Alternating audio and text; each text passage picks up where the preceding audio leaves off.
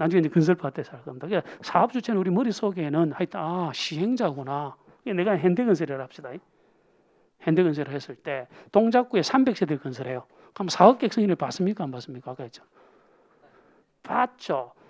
그럴 때 나를 현대건설을 사업 주체라는 거예요. 그럼 아까 얘기했던 10세대를 건설하죠. 30호, 30세대가 안 되죠. 그러면 저는 사업 계획 승인 받습니까? 안 받습니까? 안 받죠. 그럼 절대로 사업 주체라는 표현을 안 씁니다.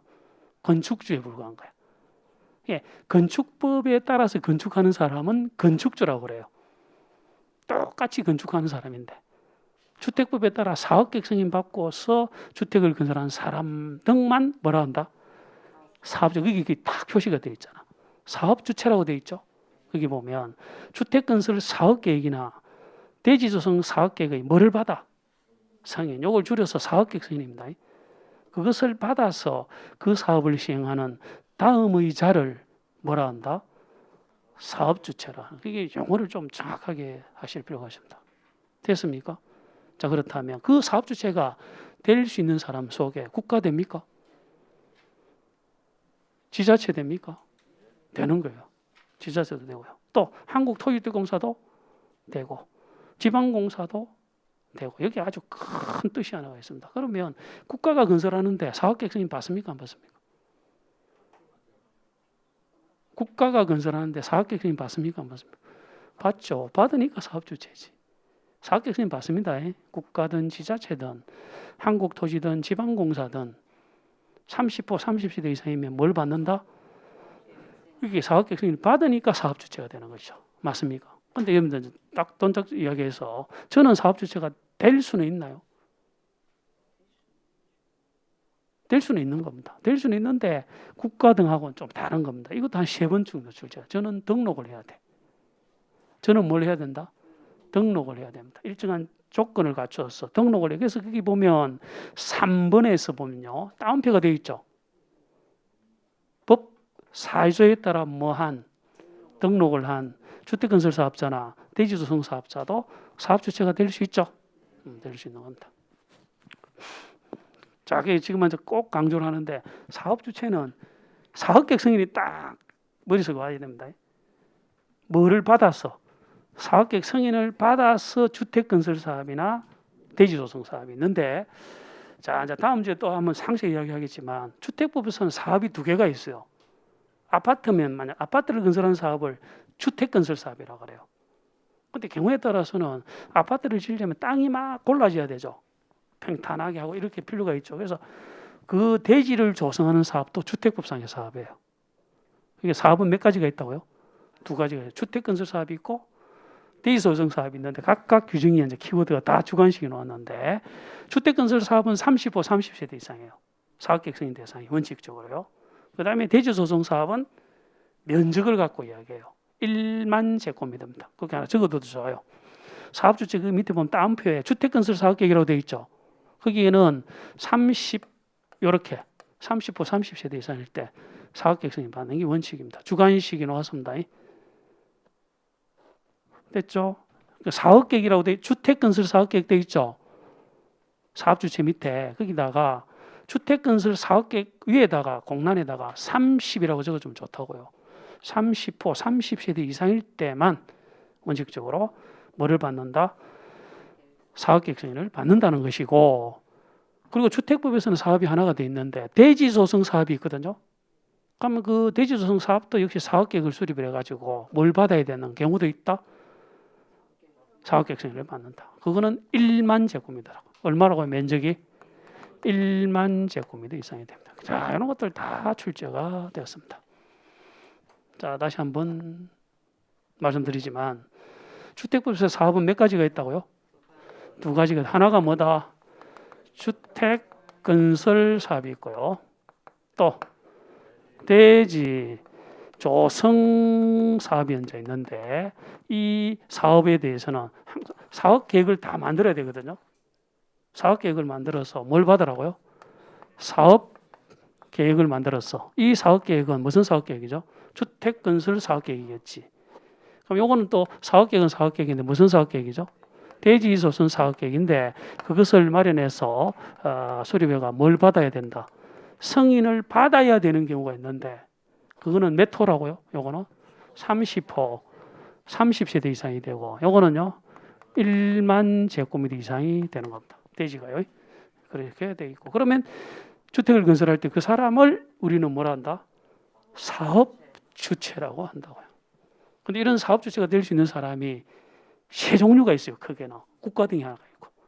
그래서 1번과 2번을 묶어두면 국가등이죠. 당연히 되는 거죠. 국가등이 30호, 30대 이상 건설할 수도 있잖아요. 맞죠? 근데 그 사람만 되는 게 아니고 저도 된다고 여러분들도 되고. 근데 그 사람을 우리는 3번 동그라미 규정이 되는 거야. 뭐를 한? 등록. 이것은 사실은 정확하게 등록 사업자예요. 이게 등록 사업자가 되는 겁니다. 등록 사업자입니다. 구태 이야기하자면 3번 동그라미 옆에다가 등록 사업자를 적으면 좋겠죠. 3번 동그라미 끝나는 부분에 이 사람을 특별히 뭐라 한다? 등록 사업자라고 합니다. 이제 다음 주에 하겠지만 등록 사업자가 되려면 뭐 자본금이 3억이고 뭐 이런 게 나와요. 됐죠? 우리 지금 기조 과정에서 아주 기본을 지금 하고 있습니다. 기본인데 사실은 내용은 복잡하죠. 복잡합니다. 그리고 이제 의미가 있는 것이 엄청 출제가 많이 되고 올해 무려 2문제 이상이나 나왔던 부분이 주택조합이에요. 자, 저를 보시기 바랍니다. 자, 여러분 주택조합은 들어봤죠? 주택법상에 주택조합이 종류 속에는 지역주택조합이 있거든요. 그걸 한번 해보죠. 올해 2문제가 나왔습니다. 지역주택조합이다 하면은 실제로 이제 이 지역주택조합의 제도는 집 있는 사람을 위한 제도입니까? 집 없는 사람을 좀 특례를 인정해 주는 겁니다. 집 없는 사람이 이게 주로 무주택 세대주 등이 일정 이제 수가 모여서 우리도 집을 한 채를 마련하고 싶어요. 그럼 이제 원래 제가 집을 한 채 마련하려면은 아파트 하나 분양받으려면 청약저축가입해야 되죠. 1순위가 돼야 되죠. 1순위 돼도 당이 되는 건 아니죠. 인기 있는 주택이면 막 엄청난 경쟁률을 들고 또 당첨이 돼 운이 좋아야 되죠. 가격도 비싸죠. 이렇게 되면 서민이 진짜 집을 가질 수 있는 기회가 상당히 힘들어요. 저기 요새 뭐 아파트 분양가가 몇 억씩 하잖아요. 그래서 이제 집 없는 서민을 위해서 특례를 인정한 제도가 주택조합 제도라고요. 주택조합 제도입니다. 올해도 출제가 되었고, 그 이제 소개를 오늘 할까 모르겠는데요. 오늘 이제 할까 오늘 못 하겠네. 하여튼 어쨌든 그게 이제 보게 되면 이 주택조합 같은 경우는 그러면 사업 주체가 될 수 있나요? 주택조합은 사업 주체가 될 수 있나요? 당연히 될 수 있지. 예를 들면 조합원이 만약에 30명 이상이다 하면 예를 들면 50세대를 건설한다 하면 사업객승인 받죠. 그러니까 지역주택조합 자체도 사업주체가 된다고요. 네 번째가 아마 제가 볼 때 조합을 언급하고 있는 것 같아. 그 밖에 이 법에 따라 주택건설사업이나 대지조성사업을 시행하는 자가 있겠죠. 거기다 주택조합이라 적으면 좋아요. 주택조합 같은 경우 그 주택조합도 사업주체가 될 수 있죠. 항상 강조하지만 내년에도 분명히 주택조합은 또 한 문제 이상 나옵니다. 주택조합은 안 나올 수가 없어요. 반드시 나온다. 자, 주택조합의 상세한 내용은 다음 주에 하는 걸로 하고요. 그러면 사업주체가 있는 반면에 관리주체도 있는 거야. 사업주체가 있으면 무슨 주체도 있다? 이 관리주체는 집이 지어기 전의 문제입니까? 집을 짓고 나서 문제입니까? 짓고 나서. 이게 사업주체는 사실은 집을 짓는 과정에서 있는 거죠. 있지만은 관리주체는 집이 다 지어지게 되면 관리주체가 있는 거지. 그래서 관리주체가 막 상세한 내용은 지금 할 필요가 없어. 관리를 하는 주체예요. 관리를 하는 주체죠. 그럼 관리주체는 여기서 이제 중요한 사실 오른쪽 페이지 14번을 먼저 봐야 됩니다. 오른쪽 페이지 14번을 먼저 한번 보도록 합니다. 이것도 엄청나게 출제가 많이 됐는데 주택단지 있죠. 주택단지. 네? 자, 칠판을 보시도록 합니다. 이게 지금 현대건설이 엄청나게 넓은 땅에다가 100개 동의 아파트를 100동 아시죠? 아까 우리가 건물은 동이라고 그랬죠. 그럼 만약에 101동이라고 하잖아요. 우리가요. 101동에 만약 30세대가 있으면 30세대가 있게 되면 건물이 몇 개예요? 101동. 건물이 한 개입니까? 101개입니까? 한 개죠. 한 개인데 다만 그 101동에 30세대가 있다면 구분 소유권이 30개가 되는 거잖아요. 이해되십니까? 그런 것들이 지금 100개동이라고요. 100개동이 되면 주택단지는 몇 개예요? 예? 주택단지가 몇 개예요? 100개동이면 예?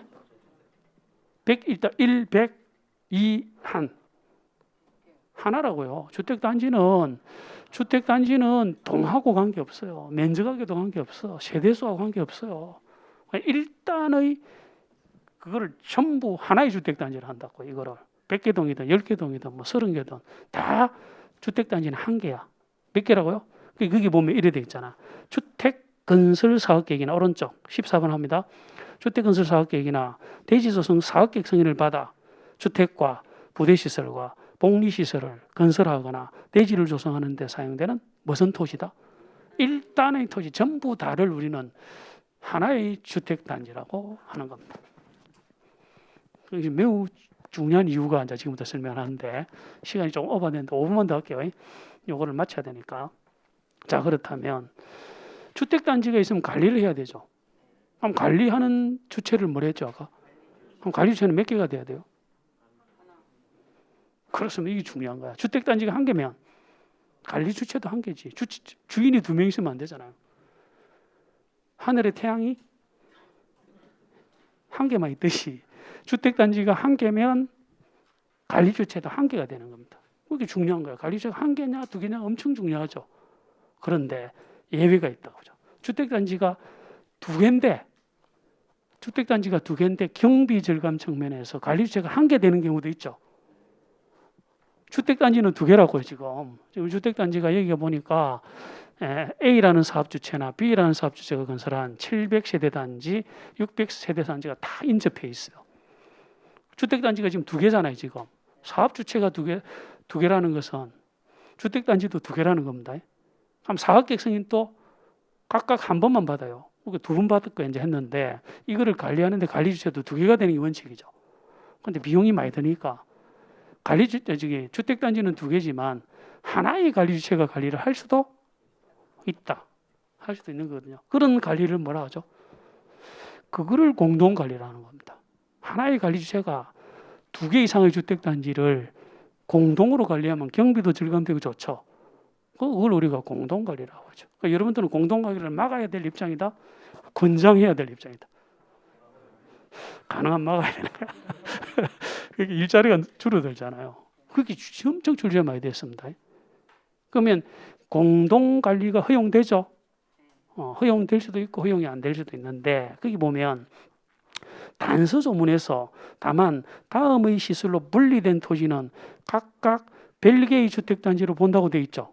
예를 들면 한번 보도록 합니다. 여기 지금 아까 했지만 이게 100개동이야, 100개동. 100개동인데 기분 좋게도 요 C라는 사업주체가 건설을 이제 100개동을 건설하는데 중간에 철도가 지나간다고 해봅시다.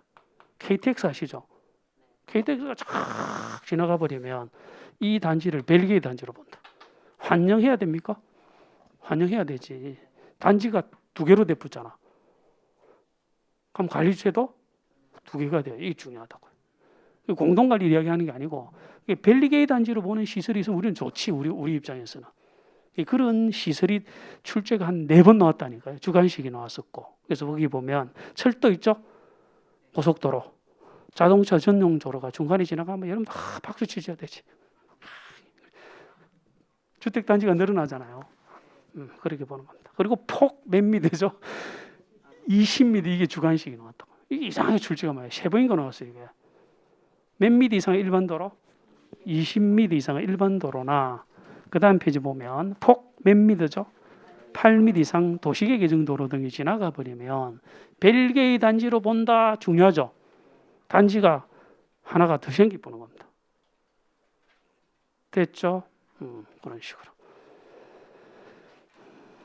자, 그래서 우리는 22페이지로 돌아갔어요. 10번이 무슨 주체다?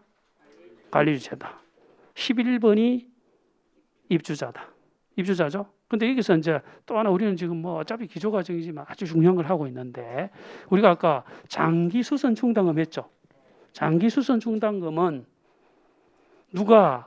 누구로부터 징수해야 돼요? 관리주체가 방금 했던 이런 관리주체가 누구로부터? 소유자로부터 지금 입주자라고 안 돼 있다. 이 그러니까 한 8문제 정도 나갔습니다. 소유자라고 안 돼, 소유자라고 돼 있지 누구로부터? 소유자로부터 돼 있지 입주자라고 안 돼 있는 거야. 그렇다면 자 한번 제가 사례 문제를 해볼게요. 제가 어느 아파트 업무관리 대상 301호 주인이에요. 제가 주인이에요. 그럼 저는 장기수선 충당금 적립 의무가 있죠. 그럼 우리 와이프는 있습니까? 와이프는 만약에 제가 돈을 관리비를 안 내면 장기수선 충당금 적립을 안 하면 우리 와이프는 법상 장기수선 충당금 적립 의무가 있습니까? 없다니까요. 왜? 법에 소유자라고 되어 있다고. 그게 여러분 나중에 이제 조금만 이제 깊게 들어가면 특히 공동택 관리비에서 소유자라고 되어 있는지 입주자라고 되어 있는지 입주자 등이라고 되어 있는지가 분류를 하셔야 돼. 출제 엄청나게 많이 나왔습니다. 그래서 특별히 우리 이제 입주자 입법자 입장에서는 장기수선 충당금 같은 경우만 소유자로 표현되어 있어. 나머지는 다 누구라고 되어 있다고요? 입주자라고 되어 있다는 겁니다. 입주자라고 되어 있으면 이제 범위가 넓어지는 거지. 여러분들 이제 동대표 기억납니까? 동대표는 소유자만 됩니까? 입주자도 됩니까? 그 법에는 입주자라고 되어 있거든. 입주자 중에서 이래 되어 있다고. 그러니까 저 와이프 되는 거지. 내가 우리 와이프한테 대리권을 주게 되면 되죠. 그러니까 이게 엄청 중요한 거예요. 지금 이런 것들이 소유자로 되어 있는지 입주자로 되어 있는지. 그럼 입주자 개념 속에는 오른쪽 페이지 2번을 보시게 되면 입주자는 넓은 개념이죠. 예? 입주자 넓은 개념으로서 주택의 소유자만 들어가는 것이 아니라 또는이라고 되어 있죠. 오른쪽 첫째 줄 2번 동그라미 주택의 소유자뿐만 아니라 또는 누구도 소유자를 대리하는 배우자나 누구도 직계 존비속도 소유자는 아니지만 어디에는 들어간다고요? 입주자에 되니까 동대표도 될 수 있고 이해되십니까? 그리고 이제 우리가 보통 보면 입주자 동의 서면 동의라고 딱 돼 있거든. 입주자 서면 동의가 돼 있으면 서면 동의를 하는 사람은 입주자만 소유자만 되는 게 아니라고요.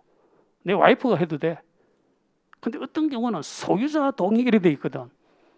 21회 주간식 문제 나왔습니다. 소유자가 놓으면 저만 되지 와이프는 안 된다고. 그게 제가 이제 지금 어떤 우리가 경각심을 일으키기 위해 하는 겁니다. 미리 하지만 소유자 개념, 입주자 개념은 분리를 해두셔야 됩니다. 됐죠? 그렇게 보시고 자 오늘 너무 늦게까지 하면 안 되니까 오늘은 여기까지 하고 다음 주는 이제 13번부터 합니다. 13번이 뭐죠? 리모델링. 뭐 당연히 리모델링도 올해도 문제 이상 나왔는데 여기부터는 다음 주에 합니다. 진도는 좀 신경 쓰지 마시기 바랍니다. 하는 부분을 정확하게 하면 됩니다. 네? 자, 그래서 오늘은 여기까지 합니다. 자, 수고했습니다. 수고했습니다.